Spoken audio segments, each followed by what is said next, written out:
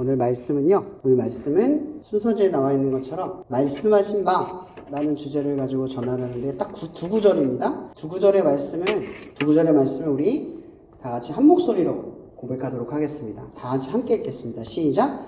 헤롯 왕 때에 예수께서 유대 베들레헴에서 나심에 동방으로부터 박사들이 예루살렘에 이르러 말하되 유대인의 왕으로 나신 이가 어디 계시냐? 우리가 동방에서 그의 별을 보고 그에게 경배하러 왔노라 하니.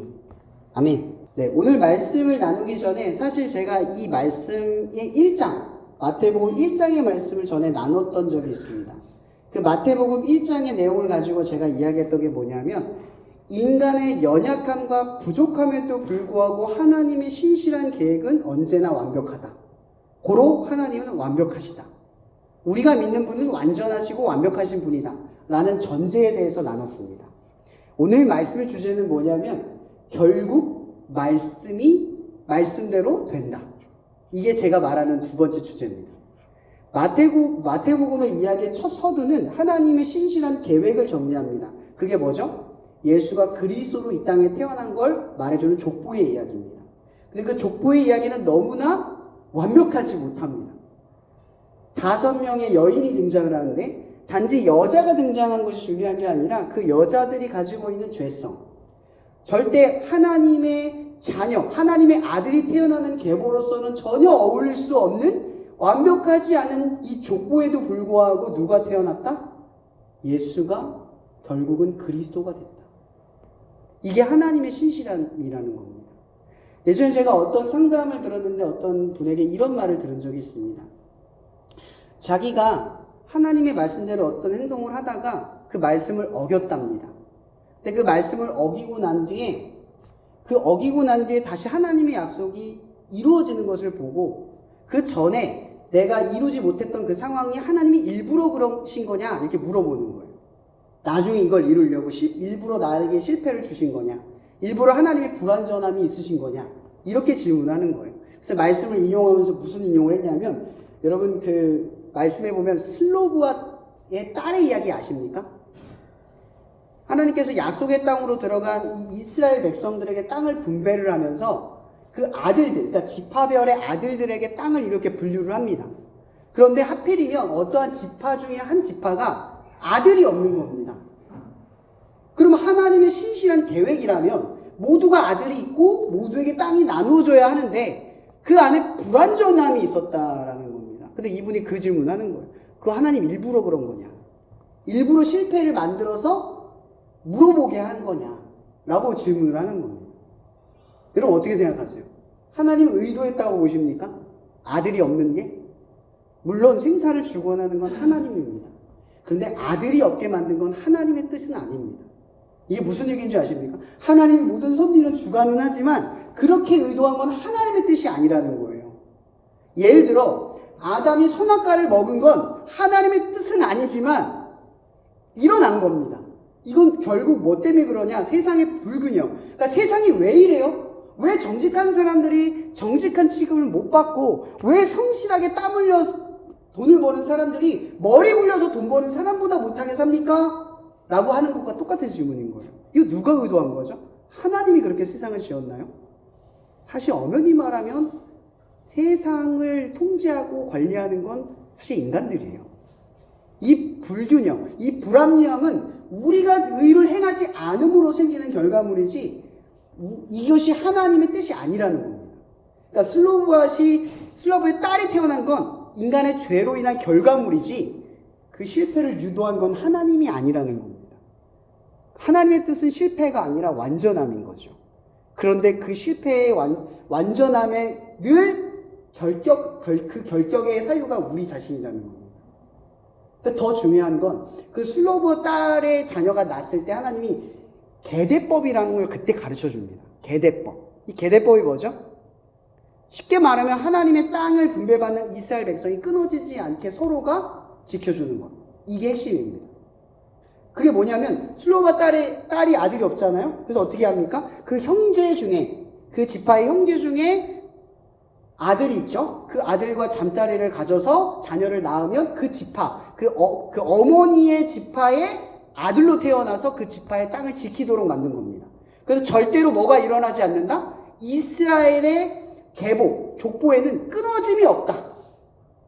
그 땅의 주인은 항상 그 땅의 주인인 거예요. 하나님이 주신 땅의 주인은 하나님이 주신 자의 땅이에요.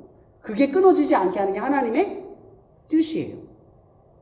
그럼 결국 이스라엘의 땅은 나중에 시간이 지난 뒤에 이런 부의 불균형이 일어났다고 하지만 사실상 하나님은 이 부의 불균형이 없는 세상을 만들기 위해 그들을 끌어낸 거예요. 왜? 그 땅의 주인은 항상 그 땅의 주인이니까. 그리고 이 대한민국에서 이 부의 불균형이 나오는 가장 경제적인 이유가 뭐냐면 부동산 때문입니다. 이 주택 문제, 이 땅의 문제. 땅값 때문에 생기는 거예요. 열심히 돈 버는 사람들이 뭐 때문에 허탈합니까?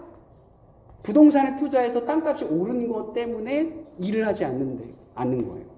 그러니까 머리를 굴려서 돈을 버는 것이 땀을 흘려서 버는 것보다 더 나으니까 세상에 불균형이 자꾸 일어나는 거예요. 일하는 것보다 머리 쓰는 쪽으로 가기 시작하는 거죠. 지금은 금융업이 경제를 끌잖아요. 그죠? 원래는 제조가 기초산업이란 말이에요. 금융이 아무리 발달해도 제조업이 없으면 금융은 투자를 할 데가 없습니다. 근데 지금 세상이 어떤 세상인지 아십니까? 제조업에 조금 문제가 생겨도 돈을 더 많이 버는 쪽으로 투자를 합니다. 그래서 사람들이 불편해도 상관없습니다. 투자자에게 돈만 들어가면 그게 더 좋은 겁니다. 세상에 불균형이 일어나기 시작을 하는 거예요. 하나님이 의도한 게 아니라는 겁니다. 그런데 중요한 건 이 하나님의 말씀이 세상의 불완전함을 완전함으로 뒤바꿔 간다는 겁니다. 오늘 말씀이 제가 말하고 싶은 핵심이 뭐냐면 이런 겁니다. 결국은 말씀대로 된다예요. 말씀대로. 오늘 말씀의 주제에서 이 마태복음 2장에서 가장 큰 세력가가 누굽니까? 가장 큰 세력가. 넘버 원. 권력의 정점에 있는 자. 누굽니까? 헤롯. 헤롯이 등장하는 겁니다. 예수님이 이 땅에 태어나셨어요. 어떤 형태로? 아기 예수로 태어났어요. 그럼 아기 예수와 그 땅의 최고의 권력과 헤롯과의 충돌. 그걸 지금 다루고 있는 겁니다. 아기 예수가 이 땅에 태어났어요. 정말 말도 안 되는 새벽별이 그 동방박사를 끌어온 거죠. 근데 이 동방박사가 어디서 왔는지 우리는 알 수 없지만 가장 중요한 건 뭐냐면 이 동방박사가 이 별을 보고 쫓아왔을 때는요. 겨우 이 예루살렘 땅의 왕 정도를 보고 온 게 아니에요. 이 대륙의 엄청난 제국의 왕 정도는 태어날 거라고 생각하고 온 거예요. 왠지 아세요? 이 로마가 땅을 차지하기 전에 그 땅은 페르시아 땅이기도 했었고요. 신고대 바벨로니아의 땅이기도 했었어요. 그리고 아수르 대국의 땅이기도 했어요. 계속 제국이 계속해서 그 땅을 번갈아 가면서 차지했던 땅이란 말이에요. 겨우 조그만한 헤롯 대왕이 살고 있는 이 예루살렘 정도의 왕을 보러 온 게 아니라 사실은 제국의 왕 정도가 되는 존재를 보기 위해 온 거예요. 왜? 이해할 수 없는 저 빛. 천축으로는 관측되지 않는 이 규칙과 질서 안에서 들어가지 않는 그 일이 벌어지니까. 그 빛이 보통 우리가 기차를 타거나 자동차를 타면 별이 나를 따라온 것 같지만 우리가 이동을 할 때 그냥 별이 서 있는 거잖아요. 그죠? 근데 이 별은 다른 별인 겁니다. 그 별이 그들을 끌고 간 거예요. 움직이는 별이라서 특이했던 거예요. 떨어지지도 않고 올라가지도 않는데 별이 항상 그 자리에 있어야 하는데 움직이니까. 어디로? 예루살렘. 베들레헴 쪽으로 움직이니까 가는 거예요. 그러니까 동방박사가 오늘 등장을 하죠. 이 동방박사가 누구를 만납니까? 누구를 만나요? 헤롯 왕을 만납니다. 당연히 왜 헤롯 왕을 만날 수밖에 없죠. 이 동방박사 입장에서는 여기에 왕은 헤롯 왕이고 그 다음 이 왕을 진짜 왕, 이 제국의 왕으로 이끌 자는 어디서 태어나요? 상식적으로 보면 왕국에서 태어나겠죠. 왕국 바깥에서 태어날 거로 생각하면 누가 생각합니까? 그래서 온 겁니다. 그래서 이 헤롯 왕을 만나러 온 거예요. 가서 물어보는 거죠. 이 땅에 지금 새로운 왕이 태어났다. 그 소식을 알고 저희가 왔습니다. 당연히 그러고 질문을 한 건데 헤롯 왕은 사실은 당황스럽죠. 전혀 그 일을 모르고 있다가 갑자기 등장한 이 이야기를 듣고 자기의 권력이 위협받는다는 생각을 하게 됩니다. 근데 우리가 먼저 살펴볼 때요. 이 헤롯 대왕의 심성을 한번 생각해 봐야 돼요. 이름이 이 헤롯 대왕 성경에 나오는 이 헤롯 대왕이 얼마나 잔혹한 인간인 줄 아십니까? 권력을 위하면 자기 어머니도 죽이는 사람이에요. 가족과 친척 없습니다. 늘 자기의 왕권이 위협을 받았던 사람이에요. 그래서 그 왕권이 위협을 받는다 싶으면 자녀까지도 죽이는데 서슴지 않았던 인간이에요. 오늘 이 이야기를 들었을 때 헤롯 왕은 엄청난 분노와 두려움이 생겼을 거예요. 이야기를 듣자마자. 근데 침착하게 넘어갑니다.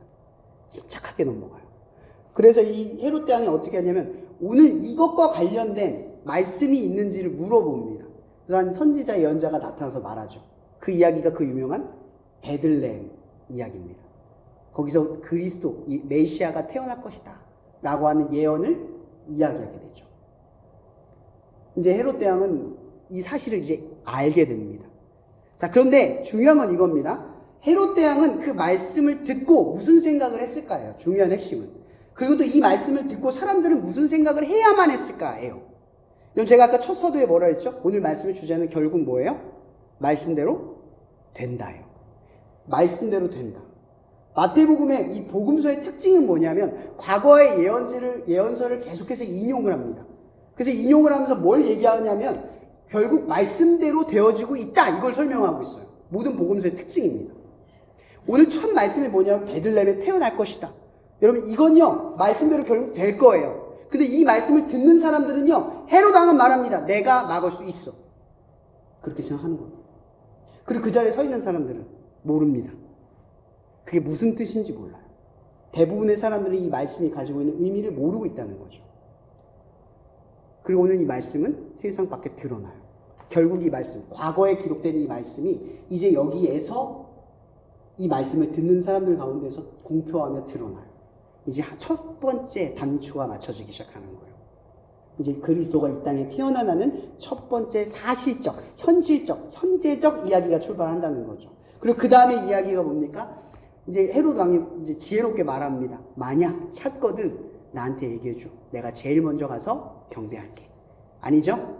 아니죠? 분노와 두려움을 억누르면서 내가 결국 하나님의 말씀을 이기지 못하지만 하나님인 줄 모르고 이 말씀을 내가 막아서고 이길 수 있다라는 그 오만함으로 계략을 짠 거예요. 실제로는 못 이기잖아요. 그죠? 근데 그걸 생각한다는 거죠. 근데 이거는 우리 입장에서도 생각해 보셔야 돼요. 우리가 세상을 살아갈 때도요, 분명 말씀대로 다 되거든요. 근데 우리는 세상이 더 커 보이잖아요. 그죠? 말씀대로 되는데 세상대로 될 것처럼 살아가요. 말씀이 하나님이 하신 거라는 걸 알고 있는데, 세상을 지은 하나님이 한 걸 알고 있는데 우리는 세상을 대할 때 뭐라고 생각하냐면 말씀보다 늘 세상이 더 두렵고 말씀보다 더 세상이 막강하다고 생각해요. 말씀대로 하는 게 무슨 힘이 있냐고 생각한다고요. 그렇게 살아간다는 거죠. 오늘 이 말씀 본문에 나와 있는 이 베들레헴 작은 성아, 볼품 없는 이 시골 땅에서 그리스도가 난다라는 이 이야기가 사람들 사이에선 형편없는 이야기라는 거죠. 별 볼 일 없는 힘없는 이야기에 불과했다는 거예요. 우리도 이 땅을 살아갈 때 그렇게 생각할 수 있다는 거죠. 여러분, 예수님께서 제자들을 세상의 제자로 보내실 때 뭐라고 말씀하셨죠? 일 가운데 보내는 어린 양과 같다, 이 얘기합니다. 여러분, 그리스도인으로 산다라고 하는 건요, 세상의 어린 양 취급을 받는 거예요. 베들레헴의 작은 성에 태어나는 그리스도처럼 별 볼 일 없는 취급을 받아요. 이게 그리스도인이라고요. 근데 이런 그리스도인들이 뭘 믿고 살아가냐? 이 힘인 거죠. 결국 말씀대로 된다라는 힘을 갖고 살아간다는 거죠. 내가 어린 양 같아도 세상이 하나님보다 두렵게 느껴져도 한 가지 사실을 붙들고 사는 거예요. 결국 말씀대로 된다. 그 룰 하나를 붙들고 살아가는 거예요. 나를 보지 않는 거죠. 자, 그렇게 그 전제를 가지고 사람들이 찾아가고 이 동방 박사가 이제 예수를 만나고 여러 가지 말씀의 약속들이 생깁니다. 근데 그 꿈에 동방 박사에게 하나님께서 나타나셔서 이렇게 말합니다. 그들은 꿈에 헤롯에게 돌아가지 말라 지시함을 받아 다른 길로 고국으로 돌아가니라. 보세요. 동방 박사는 현실의 눈으로 누가 제일 무서웠을까요? 헤롯 왕이 무서운 게 사실이잖아요. 그죠? 근데 하나님께서 개입하셔서 동방 박사 꿈에 나타나서 돌아가라고 합니다. 꿈에 나타나서. 근데 이게 무슨 의미냐? 그 꿈이 얼마나 두렵고 현실적으로 느껴졌으면 눈앞에 보이는 거대한 두려움을 보고도 도망갔다는 거예요. 이게 말씀의 힘이라는 겁니다. 우리가 볼 땐 꺾이지 않을 것 같은 것들이 꺾여 나가는 거예요. 그럼 모르드게 이야기 아시죠? 이 모르드게 이야기에서 모르드게 때문에 유대인 사람들이 하만에서 죽게 되잖아요. 그죠? 근데 그래서 그 나무탑을 세워놓고 그를 목매달으려고 준비하고 있는 그 밤에 하나님께서 이 아하스웨르 왕 꿈에 나타나셔서 어떻게 합니까? 꿈에 나타난 게 아니죠. 마음에 이 불난함을 주셔서 어떻게 하냐면 잠이 안 오게 하세요. 성경에는 그렇게 설명 안 되어 있지만 개입하신 거예요. 그리고 어떻게 합니까? 역대일기를 꺼내 보게 만들어요. 그걸 통해서 뭘 보게 합니까? 자기를 암살해서 구해낸 모르드게의 업적을 보게 만드세요. 그래서 그날 그가 하만이 설치한 그 사형대가 하만의 사형대가 돼버립니다. 여러분, 이 순리는요, 그 전까지만 해도 도저히 생각날 수 없는 억측 같은 상황이에요. 근데 이 밤에 일어난 딱 이 변수가 모든 걸 뒤바꿔버려요. 이런 일이 성경에 한두 번 일어납니까? 한두 번이 아니에요. 다니엘의 이야기에서도 나타나잖아요. 수많은 성경 속 이야기에서 계속 등장해요. 다윗은 그걸 너무 많이 경험을 하죠. 하나님이 개입하면 도저히 안 맡길 것 같은 상황도 그냥 바뀌어버려요. 근데 중요한 건 이거라는 거죠. 결국 말씀대로 된다라는 믿음이 있는 사람들에게 그게 보이는 거예요.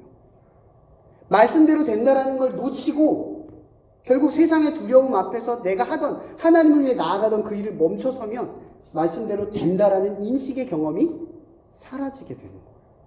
그럼 우리에게 중요한 건요, 분명 말씀대로 된다라는 경험도 있겠지만 더 중요한 건요, 그 경험들이 쌓이는 게 중요합니다. 왜냐하면 우리에게 중요한 건 하나님과의 관계지 그분의 힘이 아니기 때문이죠. 결국 하나님을 믿을 만한 분으로 볼 수 있고 하나님이 말씀대로 분명히 다 하게 하셔. 그러니까 나는 말씀대로 가면 돼! 라는 이 인식이 자연스럽게 어떻게 나냐? 이 경험이 쌓였을 때라는 거죠. 이기는 경험이 중요한 게 아니라 이기든 지든 하나님의 이 경험, 말씀대로 된다라는 경험이 계속해서 이기든 간에 지는 가운데 계속 경험되어질 때 이 말씀대로의 힘을 깨달아 안다라는 거예요. 자, 그러고 나서 어떤 일이 벌어집니까? 여러분, 헤롯 왕은 아직 죽지 않았어요. 이 일 덕분에 헤롯 왕은 어떤 일을 벌입니까? 그 땅에 있는 1살 미만의 아이들을 다 죽여버립니다. 헤롯 왕이 얼마나 대단하고 난폭하고 무서운 사람입니까? 세상에 이런 사람이 어디 있습니까? 자기 권력을 지키겠다고 어떻게 갓난 1살도 안 되는 이 귀엽고 착하고 예쁜 아기 이 생명들을 잔혹하게 죽여버립니다. 이게 헤롯 왕이 가지고 있는 무서움이에요. 그는 자기의 힘을 지키기만 한다면 모든 걸 다 없애서라도 지켜내려고 한다라는 거죠. 이게 세상 아닙니까? 여러분, 세상엔 자비가 없습니다. 학교에서는 지각이 있거나 이러면 교수님들이 지각하면 안 돼요. 몇 분 빠지면 안 돼요. 얘기해 주죠. 세상 나가면요, 몇 분 빠지면 나가세요. 그거 설명 안 해줍니다. 너 그러다 큰일 나. 안 해줍니다. 이게 뭔지 아세요? 사랑이라는 관계와 그냥 관계만 남아있는 것과는 차이가 있다는 거예요. 여러분, 하나님이 여러분들을 사랑하면 경고도 주시고 주의도 주시고 축복도 주시지만 관계가 없는 존재라고 치면 그냥 내버려둬요. 로마서의 말씀처럼. 자기를 더럽힐 때까지 내버려두고 끊어서 멸망할 때까지 그냥 내버려둔다는 거예요. 사랑받는다는 증거가 뭔지 아십니까? 계속 하나님의 간섭을 느낀다는 거예요. 하나님이 나와 관계하고 있다는 걸 계속 경험한다는 거죠. 여러분, 이 헤롯 왕은 정말 완악한 사람이라 누구와의 간섭이 필요 없는 자기의 독단적인 성향을 가지고 나아가는 사람이라는 거예요. 다 죽여버립니다. 다 죽여버려요. 여러분, 이 힘 정도면 아기 예수를 죽일 정도의 힘이 되죠. 그죠? 하나님의 역사를 막아버릴 막강한 힘이에요. 근데 그 힘이 예수를 죽입니까? 아기 예수조차 못 이깁니다. 왜냐하면 말씀이 더 세니까요. 오늘 말씀에 이렇게 말합니다. 요셉이 일어나 밤에 아기와 그의 어머니를 데리고 애굽으로 떠나가. 그 전에 하나님께서 꿈을 주시는 거예요. 주의 사자가 요셉에게 현망하여 이르되, 뭐라고 합니까? 애굽으로 도망가래요. 정확하고 면밀한 타이밍에 하나님께서 깨닫게 해주시는 거예요. 사실 저 이거 경험했거든요. 예전에도 한번 제가 간증했는지 모르겠는데, 제가 신학대학원 서울에서 공부했을 때 정말 가난하고 힘들었어요. 아버지는 중풍까지 있으셔서 그 병원에 있으셨는데 제가 간호를 해야 될 만큼 왔다 갔다 엄청 힘들었습니다. 학비도 제가 모았고 생활비도 제가 모아야 됐어요.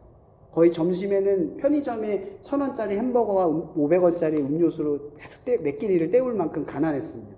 살도 쭉쭉 빠지고. 근데 그때만큼 하나님을 사랑하지 않은 적이 없어요.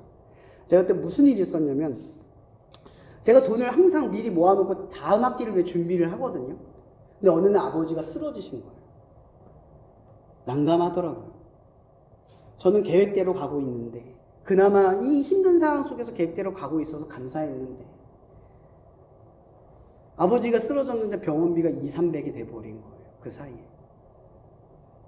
제 등록금은 300만 원이 남았고 하나님께 기도를 했어요. 하나님 저 왜 이럽니까? 제 인생은 왜 이래요? 계획대로 되는 것조차 남들처럼 뭔가를 편하고 이런 길을 바라는 것도 아니지만 그나마 계획대로 되는 것마저도 내 뜻대로 안 됩니까? 하고 원망을 했습니다. 근데 하나님이 저한테 뭐라고 하신지 아십니까? 네가 내 뜻을 가지고 세상을 사랑하기 전에 너희 아버지부터 사랑해라. 너희 아버지를 위해서 희생하지 못하는 네가 어떻게 나를 위해 희생하겠니? 이런 말을 하시는 거예요. 반박을 할 수가 없어요. 반박을 할 수가 없어요. 네, 하나님. 모든 걸 내려놓고 제 등록금을 가지고 뽑아서 내고 휴학을 준비하기로 마음을 먹었습니다. 정말 순종하는 마음을 다 내려놓고 다 포기하고 이번 1학기 감사하게 공부하고 내년에 휴학하자. 그런 마음을 가졌는데 진짜 내려놓은 거예요. 진짜 내려놓은 거. 하나도 바라지 않았습니다. 근데 희한한 게요. 한 일주일이 지났을 거예요. 제가 일을 하고 있는데 계속 하나님이 음성을 들리게 하는 겁니다. 아침부터. 세훈아 전화해봐라. 그게 뭐냐면 그 당시 충주댐 장학금이 있었는데요. 제가 그 일이 벌어진 게 봄이었어요. 근데 원래 그 장학금은 가을에 나오는 겁니다. 신청이. 근데 하나님이 자꾸 저한테 전화해보래요. 그래서 제가 처음에 무시했습니다. 하나님 아직 때가 아닙니다. 이거 가을입니다. 뭐하러 전화합니까? 무시했어요. 그때 하나님이 또 눈을 감아서 응답이 들어오는 게 아니라 내가 그냥 일생생활 하고 있는데 뇌로 들어오는 거예요. 소리가. 들어오셔서 뭐라니 세훈아 전화해. 약간 저기 같았어요. 사무엘 같았어요. 또 안 했습니다. 아니에요. 제 상식을 믿었으니까. 아니에요 하나님. 아니에요. 해봤자 소용없어요. 한 번 더 말씀하시는 거예요. 세훈아 해봐. 빨리 해. 재촉하시는 거예요. 한 4번째였을 거예요. 4번째 말씀하셨을 때 알았어요. 이런 마음으로 했습니다. 알았어요 한 다음에 전화를 했는데 기가 막힌 역사가 일어나는 거예요. 무슨 역사였냐면 어떻게 하셨어요? 이번에 바뀌었어요. 봄으로. 신청자가 없었는데 지금 일주일 남았습니다. 아니 3일 남았습니다. 빨리 지금 신청해서 보내세요. 그래서 동사무소에 부랴부랴 가가지고 다 보냈습니다. 정확하게 장학금 200만 원이 들어온 거예요. 그 다음에 등록금을 냈어요. 저한테는 이게 기적이었지만 이런 일이 사실 신학대학원 다녔을 때 많이 일어났는데요. 그 일들 중에 하나였어요. 오늘 이 말씀처럼요. 정확한 타이밍에 이런 일이 일어나요. 저는 경험을 했잖아요. 여러분 아직 못했잖아요. 한 분들도 계실 거고. 근데 이런 일이 일어난다는 거죠. 여러분 이 헤롯은 자기의 뜻대로 하나님의 말씀을 꺾으려고 했었지만 그런 힘과 능력이 있었지만 하나님의 이 작은 타이밍의 이 역사가 헤롯에게 아무 일도 할 수 없게 만드는 힘이 될 수 있다는 거. 우리는 걸 경험하지 못했다는 거예요. 저는 세상의 힘에 그냥 포기하고 나아갈 수도 있었지만 하나님이 개입한 이 작은 틈이 이 말도 안 되는 계획을 완성해 갔다라는 거예요. 결국 어떻게 됩니까? 애굽으로 갔다가 돌아올 때쯤 누가 죽어요? 헤롯이 죽습니다. 세상에 막강할 것 같았다. 절대 꺾이지 않을 것 같았다. 절대 넘어설 수 없었을 것 같았던 그 존재가 말씀이 이루어지는 것도 보지 못하고 죽어버립니다. 말씀의 힘에 이 티끌 같은 존재라는 걸 드러내요. 말씀이 이루어지는 이 몇천 년간의 이 역사 속에 이 헤롯 대왕의 이 잠시 잠깐 살아가는 이 땅에서의 힘이 별 볼 일 없다라는 것을 증명해낸다라는 거예요. 우리도요, 그럴 때가 있잖아요. 저도 4학년 때, 고3 때가 제일 힘듭니다. 대학 입시가 내 인생에 마치 거대한 절벽같이 느껴지고요. 취업이 내 인생의 가장 큰 절벽같이 느껴져요. 가끔 아이들이 뉴스가 나옵니다. 수능 성적이든 입시가 대학에 떨어져 자살했다는 이야기를 듣습니다. 너무 안타까운 게 뭔지 아세요? 그게 전부가 아닌데 그게 전부로 보이는 때가 생긴다는 거예요. 그래서 죽는 거예요. 여러분, 이 헤롯 왕의 때도 마찬가지잖아요. 헤롯 왕이 전부였을 시대예요. 헤롯 왕 앞에 모든 것이 아무것도 아니었던 시대예요. 그런데 그 시대에 하나님의 말씀을 붙들고 조마조마하게 그 길을 걸어가지만 결국 말씀대로 이루어내는 역사를 경험하는 인생들이 있었다라는 거예요. 근데 이걸 누가 보냐는 거죠. 어떤 사람들이 보냐는 거예요. 결국 이렇게 돌아오고 헤롯 왕이 죽은 뒤에 하나님 또다시 주의 사자가 나타나서 요셉이 다시 애굽으로 돌아오게 만듭니다. 그리고 이 마지막의 역사, 완성의 키, 태어남의 키가 뭡니까? 23절의 말씀입니다. 나사렛이란 동네에 가서 사니 이는 선지자로 하신 말씀에 나사렛 사람이라 칭하리라 하심을 이루려 합니다. 여러분, 결국 누가 이깁니까? 말씀이 이깁니다. 여러분, 이거 단순한 논리인 것 같고 답인 것 같잖아요. 우리는요, 정답을 몰라서 못 믿는 게 아니에요. 너무 답 같아서 못 믿는 거죠. 성경은 우리에게 진리라고 하는 답을 말하는 게 아니라 그 답까지 나아가는 질문을 던지는 겁니다. 그래서 어떻게 나아갈 것인가? 무엇이 우리를 나아가게 하는가? 예수 그리스도, 성령님의 역사. 이런 것들이 우리를 나아가게 만든다. 라는 사실을 자각하게 만든다라는 거죠.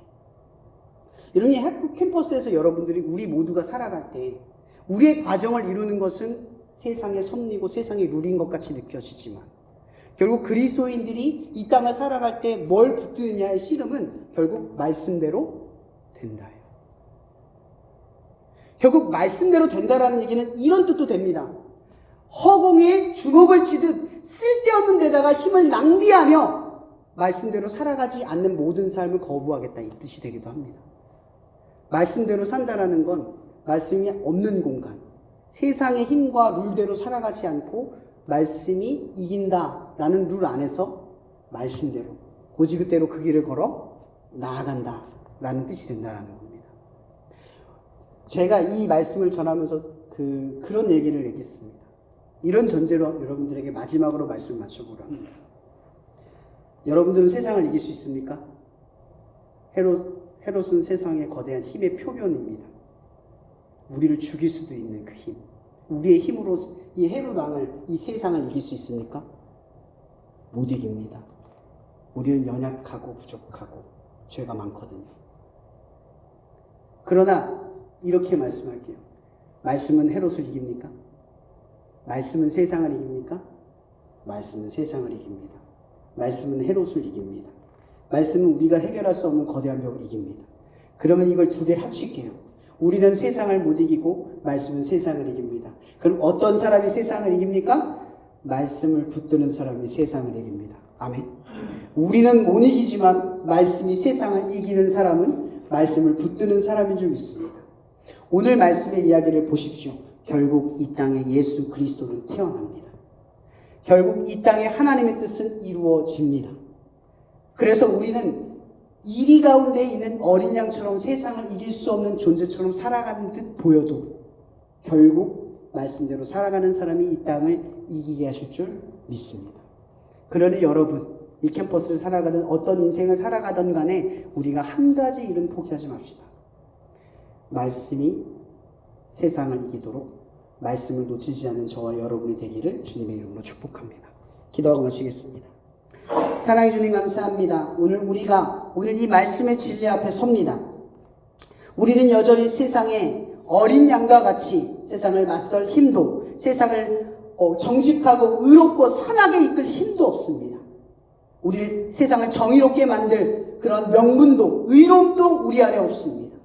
그러나 주님, 말씀이 세상을 이긴 줄 알며 말씀이 세상을 선하게 바꿔가며 말씀이 세상을 의롭게 이루어가실 줄 믿습니다.